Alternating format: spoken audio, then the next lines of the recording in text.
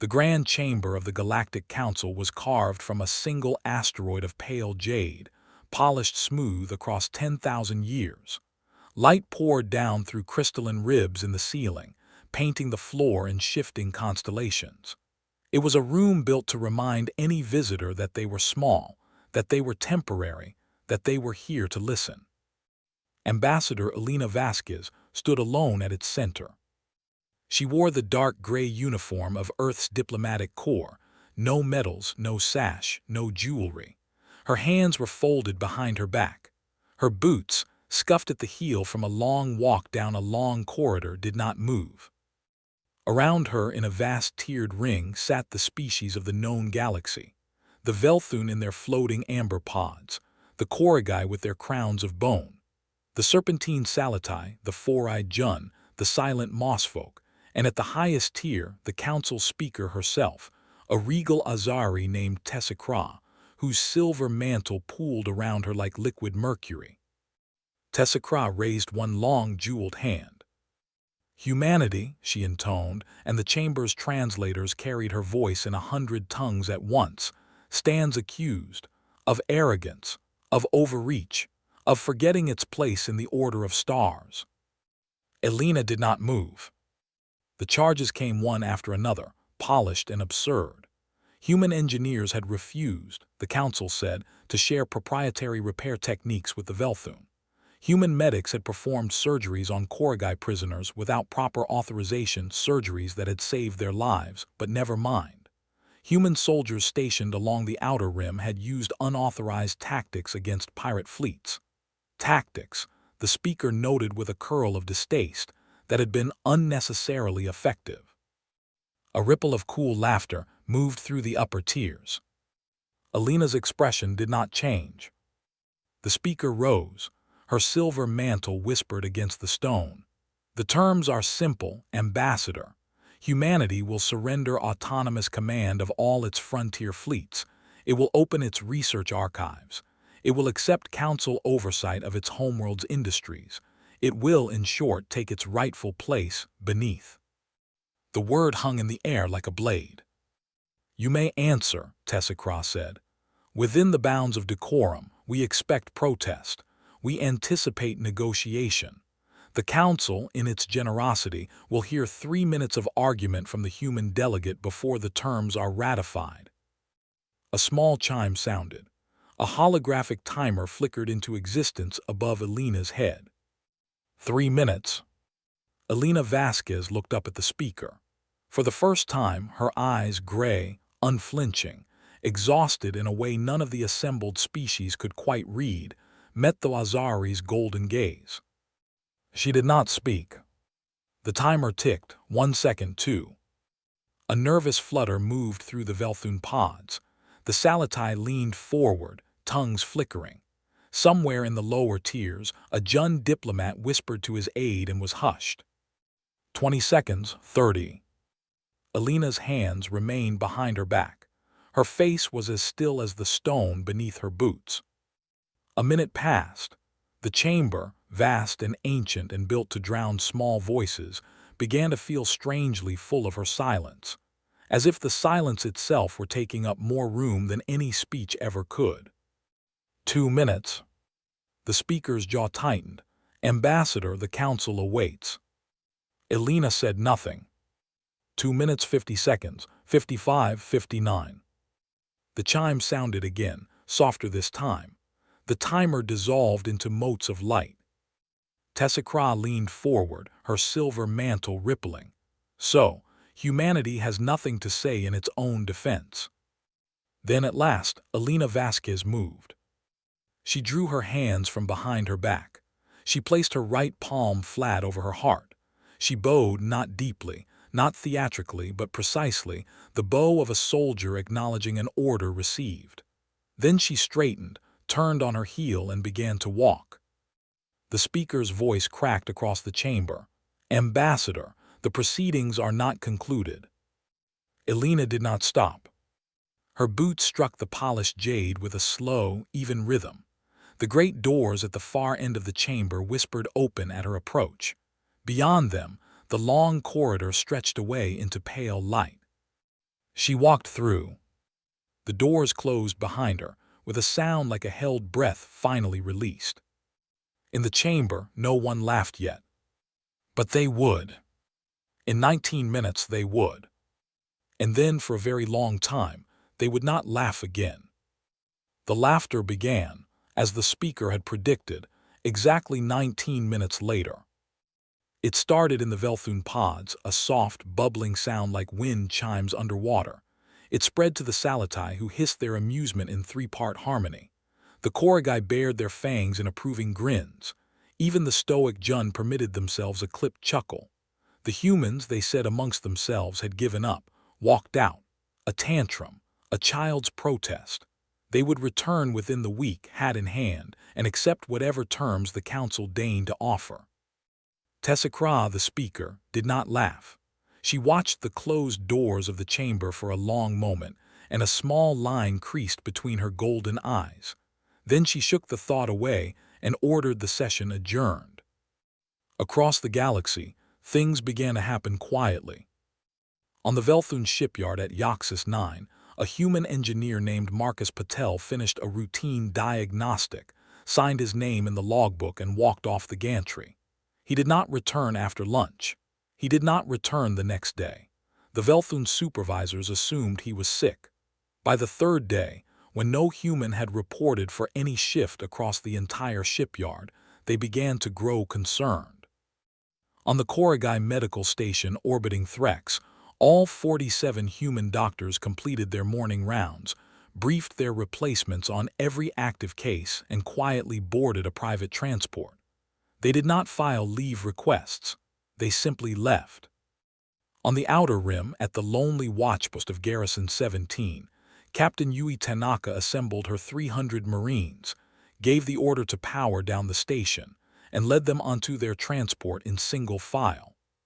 The Salatai liaison officer, who had been napping, woke to find the entire base dark, the corridors empty, and a single piece of paper on the command console.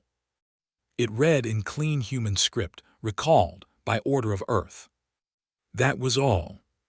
It happened on 1,000 worlds at once, in trade hubs and research stations, in embassies and engineering bays, in the lonely outposts where humans had spent generations holding lines no one had ever bothered to thank them for. They did not announce themselves.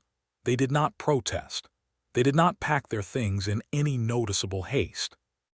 They simply went home. By the end of the first week, the council began to notice the silence. It was not a dramatic silence. There were no missing voices in important debates. Humanity had never been given many important voices to begin with. The silence was subtler. It was 1,000 small unanswered queries, 1,000,000 unread maintenance reports, the slow, creeping absence of a species that had, it turned out, been quietly running the boring, necessary machinery of an entire civilization.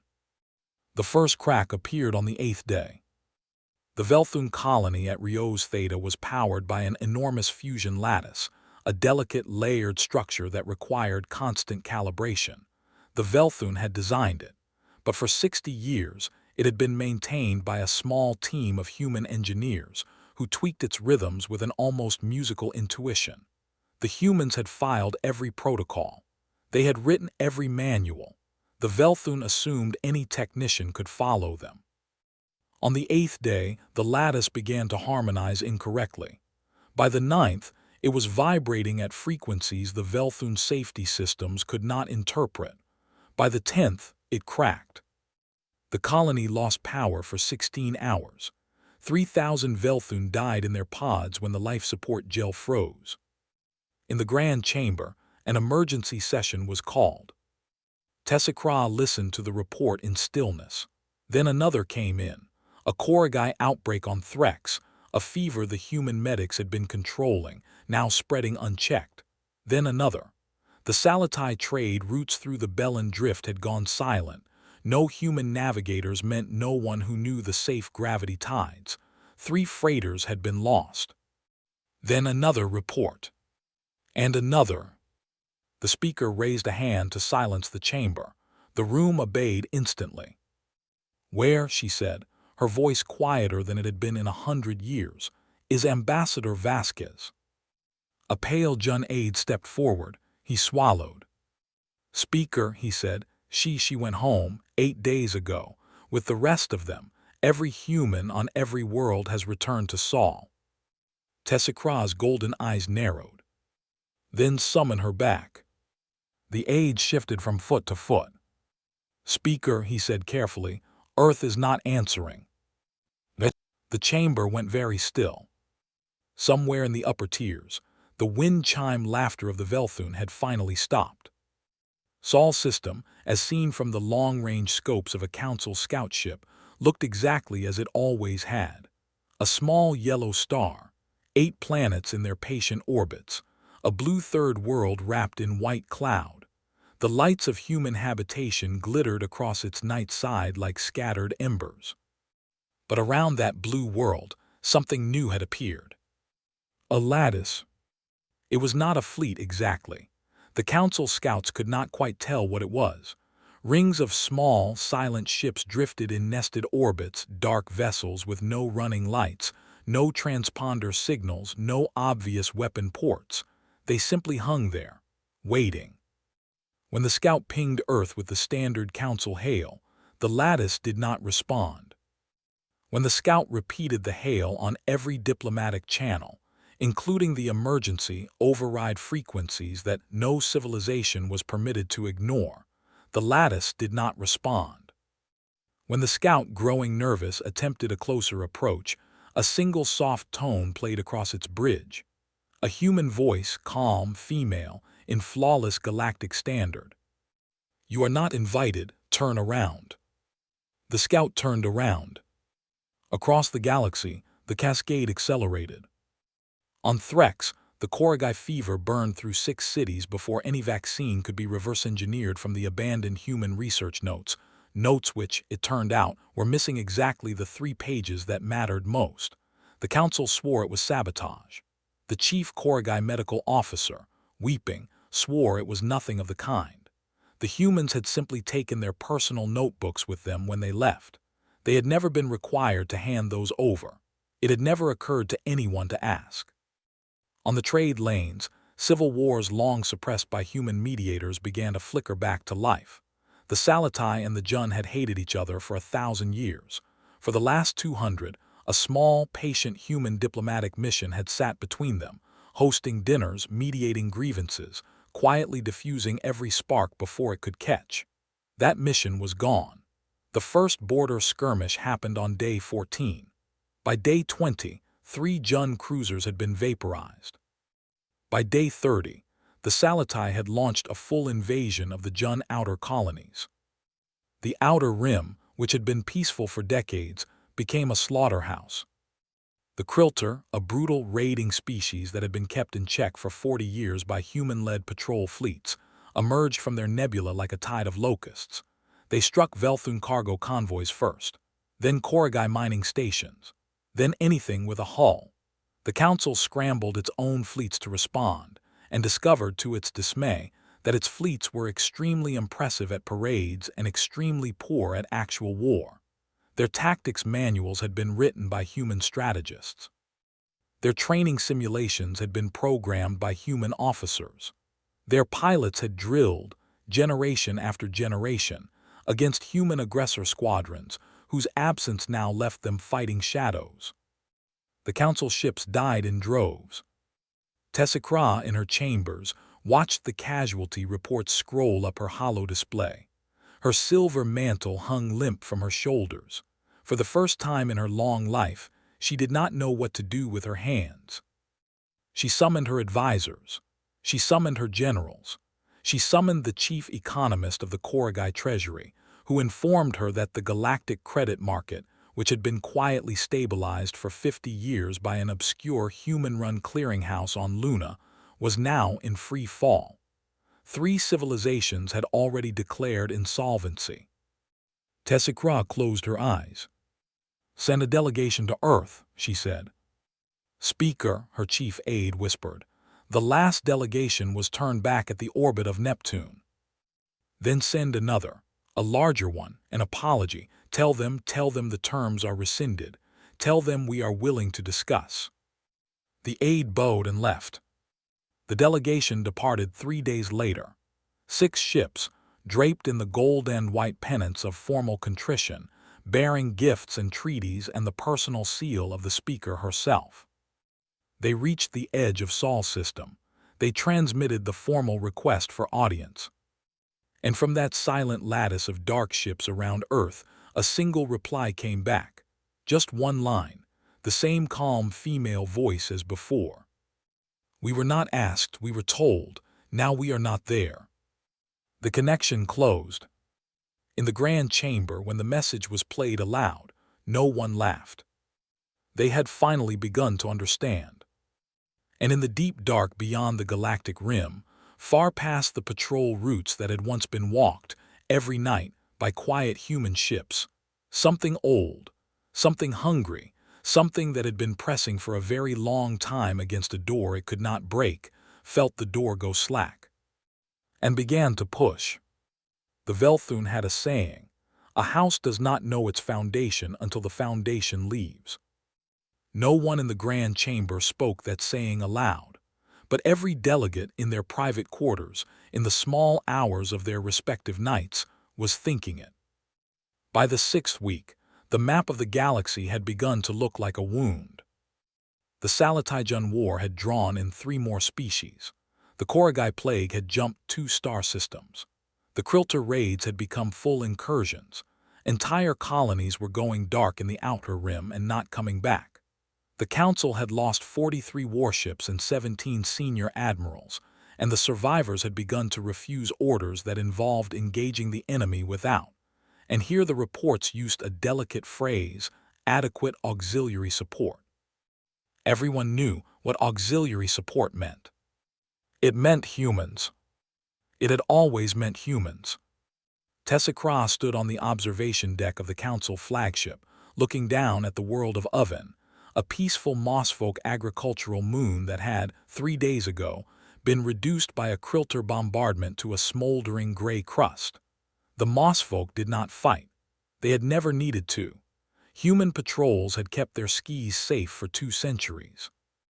There were no mossfolk left on Oven. The speaker's golden eyes did not blink. Her silver mantle, once carefully draped, now hung in plain folds. She had not slept in 4 days. Behind her, the chief of the Koragai Admiralty cleared his throat. "Speaker, the latest dispatch from Earth." She did not turn. "Read it." He read. It was, in its entirety, 23 words long. "To the Council of the Galaxy, we were not asked.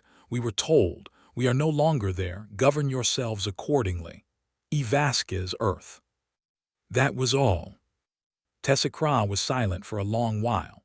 The smoke of Oven drifted in slow gray curls beneath the flagship's keel. "Govern ourselves accordingly," she repeated softly. "Yes, Speaker." "For 10,000 years," she said, "this council has governed the stars. We were the inheritors of the great civilizations. We sat in judgment. We set the terms." "Yes, Speaker."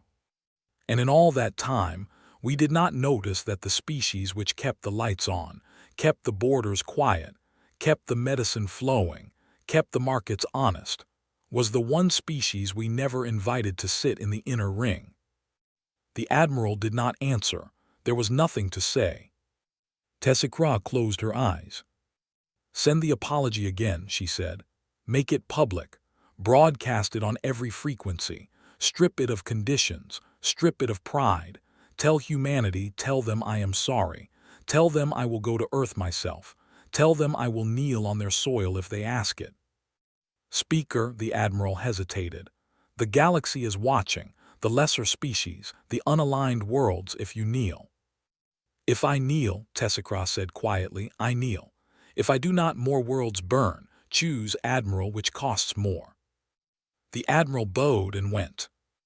The broadcast went out that night, on every channel, in every language. It was the most powerful diplomatic transmission the Council had ever sent. It was, by any honest measure, a complete and absolute surrender. Earth did not reply. Not that day. Not the next. On the third day, in the deep dark beyond the galactic rim, the long-range scopes of a half-forgotten council listening post picked up something they did not recognize. A signal. A vast, oscillating, hungry signal, rolling toward the galaxy from the black. The technician on duty, a young Jun named Vitalis, frowned at his console. He ran the signal through every classification database the council possessed. The database returned no match. He ran it through the secondary database, the archive of all unverified, unconfirmed, and apocryphal signals ever recorded. It found one match. A single file, 800 years old, classified at the highest level, accessible only to council speakers. The file had been marked in human handwriting with a brief note. Contained, held at the rim, monitor only. Do not engage without human escort. Vasquez Adam, second of name. Vitaly stared at the note for a long time. Then he picked up the comm and called his supervisor with hands that would not stop shaking. Because the signal was not contained anymore. The signal was moving. And it was moving fast. The thing that came out of the dark had a name in human archives. It had no name in any other tongue, because no other species had ever been close enough to it, for long enough to need one. The humans called it the Devourer Swarm. It was not a fleet. It was not strictly alive, or rather, it was alive in a way that made the question seem foolish. It was a vast, drifting biomechanical tide. Black holes fused with gray muscle, engines that fed on starlight. A million bodies moving as one mind, slow and patient and old, rolling through the deep dark like a long exhalation. For 800 years it had pressed against the galactic rim. For 800 years a quiet line of human patrol ships had pressed back, not with weapons mostly, with presence. The swarm, the human admirals had learned, did not like to be watched. It would not advance against an attentive enemy. It needed inattention. It needed the door to go slack. The door had gone slack. The first council world to die was a frontier mining colony called Belrith III. It had a population of 2 million. The swarm reached it on the 52nd day of humanity's silence. The colony's distress call lasted 9 minutes before it ended. There were no survivors. There were, when council scouts arrived 3 days later, no bodies. There was, in fact, no colony. There was a dark, drifting absence where the moon had been, and a faint, oily residue on the scouts' hull when they returned. The second world was a Koragai shipyard. The third was a Salatai cultural sanctuary. The fourth was a Jun agricultural belt that had fed 17 systems. By the 70th day, the swarm had eaten its way through 12 star systems. The council fleets that tried to meet it were obliterated. Conventional weapons did not work. The swarm absorbed them, fed on them, grew. The fleets that tried to retreat were swallowed in the act of retreating. Tessakra, who had not slept in 11 days, stood in the grand chamber and watched the casualty maps bloom red, system after system, world after world. She did not weep. She had passed weeping some time ago. Behind her the chamber was packed. Every delegate, every species, every voice that had laughed 2 months ago in this room. They sat now in absolute silence. No one met anyone's eyes. A figure detached himself from the lower tiers and walked slowly to the chamber's center. He was a Velthun named Vexar, a junior delegate, a young scholar, one of the few in the council who had spent any meaningful time on Earth. He had studied human history. He had laughed once at a human joke and meant it.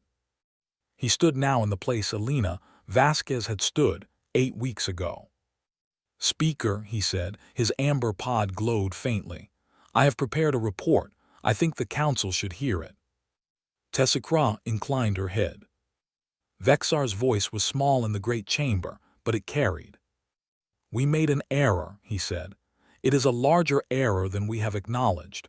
We have spoken of humanity as a useful species, as an industrious species, as servants even in our private correspondence."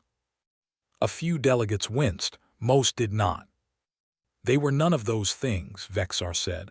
Or, they were those things, but they were not only those things. We treated them as the lattice on which the load was placed.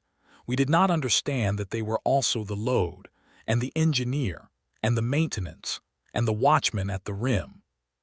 He took a breath.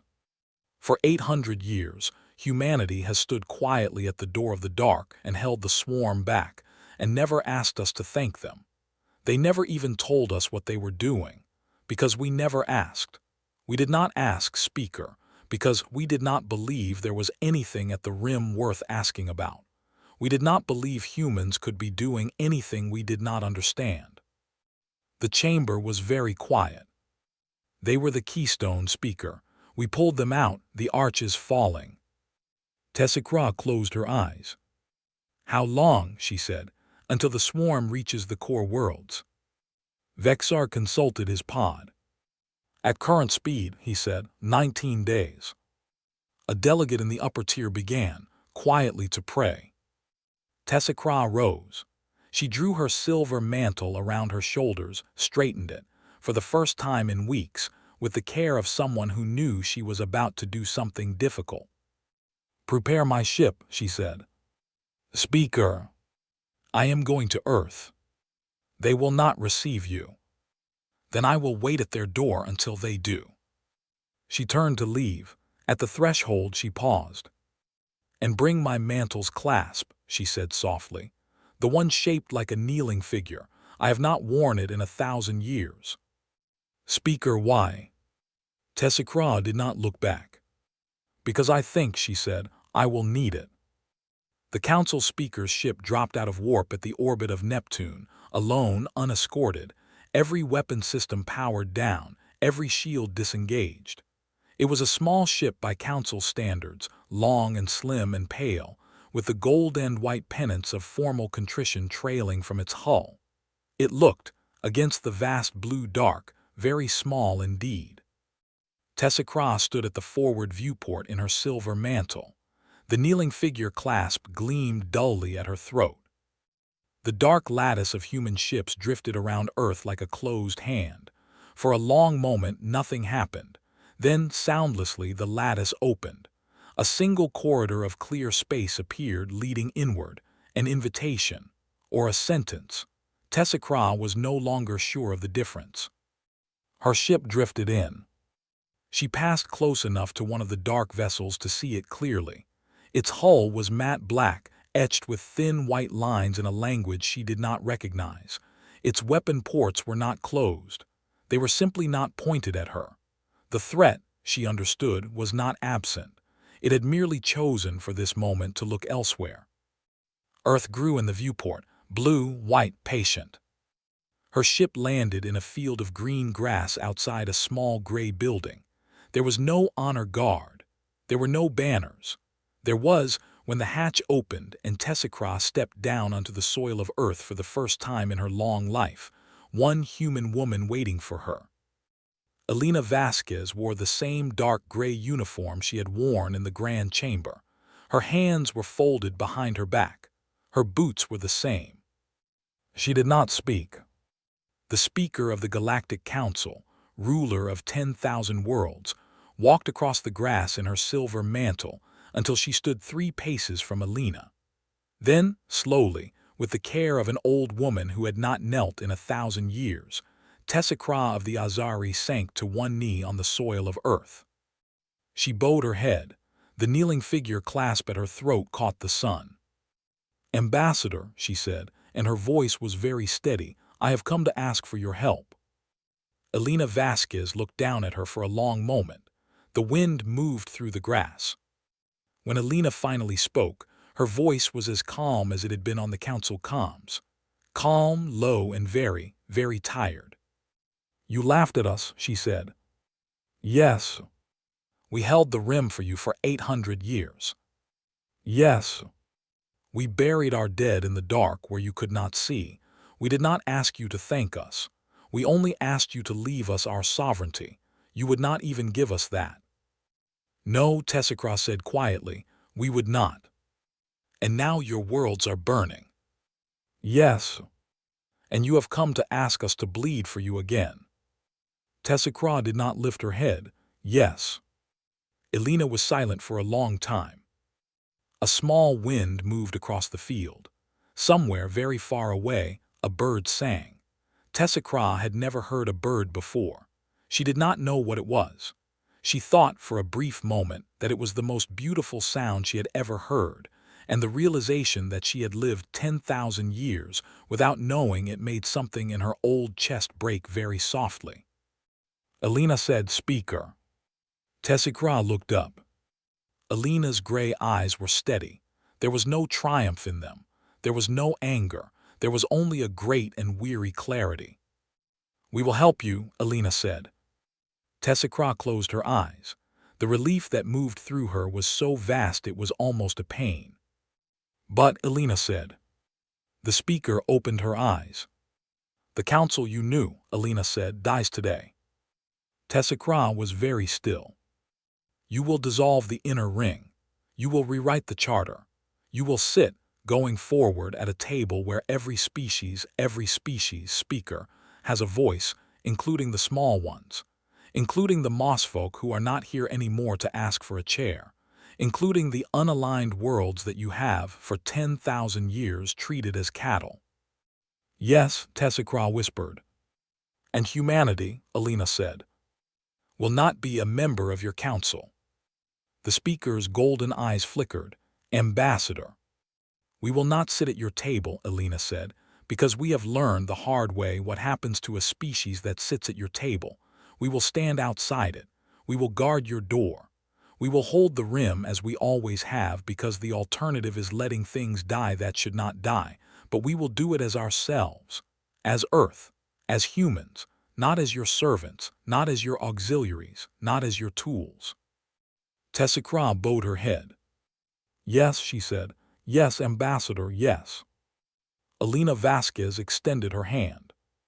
The Speaker of the Galactic Council, after a moment, took it, and Elena helped her, very gently, to her feet.